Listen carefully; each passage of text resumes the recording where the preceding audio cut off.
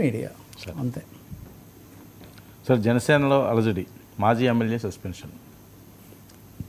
ఇది కూడా నేను మన దాంట్లో కూడా చూశాను. రామారావు అని మాజీ ఎమ్మెల్యే, ఆయనను సస్పెండ్ చేశారు. ఎందుకు అంటే కూటమి ఐక్యతకు భంగం కలిగిస్తున్నారని ఆయన మీద చర్య తీసుకున్నారు. ఆ మేరకు ఆయనకు షోకాజ్ నోటీస్ అదిగో ఇచ్చారు.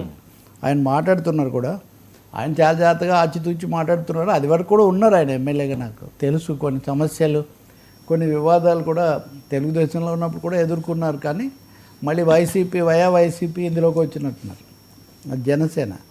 కానీ కూటమి ఐక్యత అన్నది ఒక సమస్యగా ఉందని దీంట్లో మనకు తెలుస్తుంది. కూటమి ఐక్యతకు భంగం కలిగిస్తున్నందుకు ఎమ్మెల్యేని సస్పెండ్ చేయడం అంటే క్రమశిక్షణను ఉల్లంఘించినందుకు, లేకపోతే తప్పు చేసినందుకు, అవినీతికి పాల్పడినందుకు కాదు. ఇక్కడ కూటమి ఐక్యతకు భంగం కలిగిస్తున్నందుకు. కానీ గతంలో కూడా ఒకరిద్దరి మీద ఇటువంటి చర్యలు తీసుకున్న సందర్భాలు ఉన్నాయి.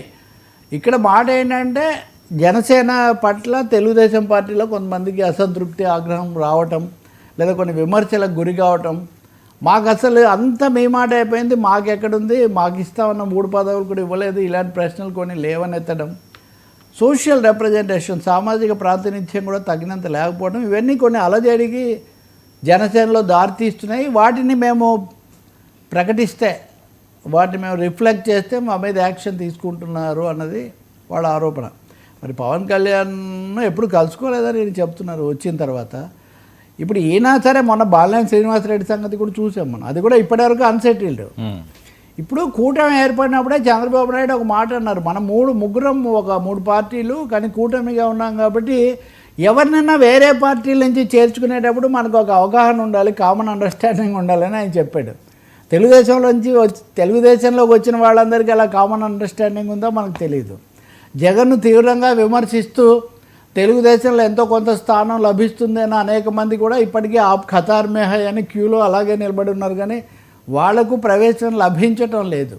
సో ఇలాంటి సమయంలో తప్పకుండా కూటమిలో ఒక అనైక్యత అన్నది పెరుగుతున్నట్టుగా ఉంది. దాన్ని అరికట్టకపోతే, దాని మీద చర్యలు తీసుకోకపోతే జనసేన మీద, అది జనసేనాని మీద కూడా దాని ప్రభావం పడుతుందనే దాంతో పవన్ కొంచెం కఠినంగా ఉంటున్నట్టున్నారు.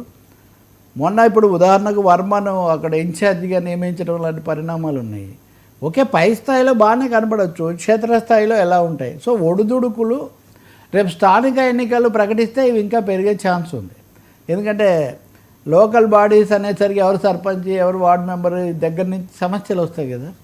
కాబట్టి ఈయన మీద ఖచ్చితమైన, లేదా ఆయన మీద చర్యలు ప్రజా కోణంలో ఏం జరిగిందో అదైనా కూడా తెలుసుకోవాలి. అంతేగాని ఈ అసంతృప్తి పెరిగితే అది జనసేనకు కూడా క్షేమదాయకం కాదు. ఓకే సార్, హిందీ భక్తి పవన్ కళ్యాణ్